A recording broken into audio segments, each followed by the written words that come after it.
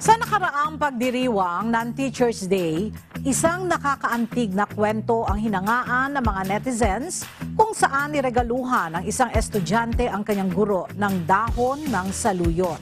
Sa Facebook post ni Teacher Luisa Conmigo, ibinahagi nito ang kwento kung saan binigyan siya ng kanyang estudyante na si Jerry ng isang tali ng dahon ng saluyot bilang regalo para sa Teacher's Day. Ayon sa estudyanteng si Jerry, wala umano siyang maibibigay na chocolate o bulaklak sa kanyang teacher at tanging dahon lamang ng saluyot ang kanyang nakayanang iregalo. Pero para kay Teacher Luisa, ito anya ang pinaka-nagustuhan niyang regalo. Ayon pa sa guro, hindi naman mahalaga kung may regalo o wala ang kanyang mga estudyante, kundi ang importante ay magkakasama sila sa Teacher's Day.